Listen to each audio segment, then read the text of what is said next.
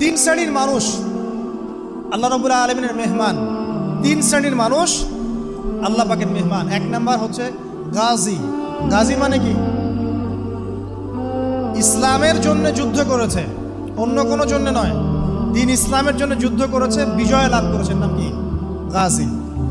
এই ব্যক্তি আল্লাহর মেহমান।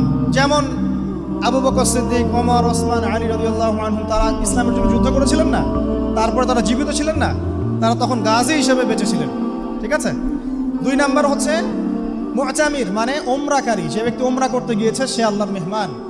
আর তিন নাম্বার এই যে হাজি, যে ব্যক্তি হজ করতে গিয়েছে সে আল্লাহ পাকের মেহমান। আমাদের একটা কর্তব্য আছে, এটাও একটা হাদিসে এসেছে। নবী করিম সাল্লাল্লাহু আলাইহি ওয়াসাল্লাম বলেছেন, ইদা লাকিতাল হাজ, যখন তুমি কোনো হাজির সাথে দেখা করবে, সাক্ষাৎ পাবে, ফাসাল্লিমু আলাইহি, তখন তাকে সালাম দিও, তখন তাকে সালাম দিও এবং তার সাথে মুসাফা করবে। তার সাথে কি করবে?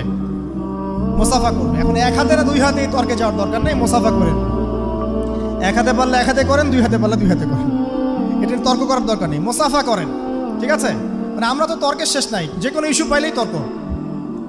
আরাফা নিয়ে তর্ক, তারাবি নিয়ে তর্ক, ঈদের তাকবীর নিয়ে তর্ক, হ্যাঁ, রাকাত সংখ্যা নিয়ে তর্ক, মুসাফা নিয়ে তর্ক, বাকি রাখছে কি সেটা জানি না।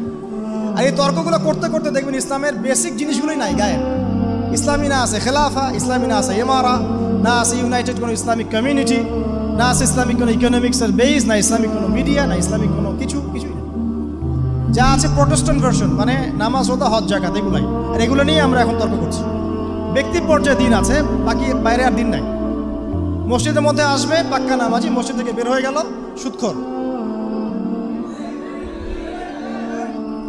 তো আল্লাহ হেফাজত করুক আমাদেরকে। আমাদের বড় বড় ইস্যুগুলো নিয়ে বেশি কথা বলা উচিত। মুসাফা এক হাতে হবে না দুই হাতে, এর জন্য কি জান্নাত জাহান্নামের ফয়সালা হয়ে যাবে? তাই মনে হয় আপনাদের? সুবহানাল্লাহ। একজন বলছে ইশারা করতে হবে তাশাহুদে এভাবে, আরেকজন বলছে একটু নড়াতে হবে। এই মাসআলাটার জন্য কি আপনার জান্নাত জাহান্নামের ফয়সালা হয়ে যাবে মনে হচ্ছে আপনার? অথচ আকীদার ঠিক নাই, এদিকে আমলের ঠিক নাই, অর্থনৈতিক জীবনের ঠিক নাই, মুআমালাতের ঠিক নাই, সম্পত্তির বন্টন মেরাসের ঠিক নাই, এগুলো ঠিক নাই, এবং আল্লাহর জমিন, আল্লাহর দিন বাস্তবায়নের কোনো চেষ্টাই নাই, অথচ এগুলো নিয়ে ব্যস্ত হয়ে আছে। আল্লাহ পাক আমাদের বিচক্ষণতা দান করুন, দূরদর্শিতা দান করুন, আমিন।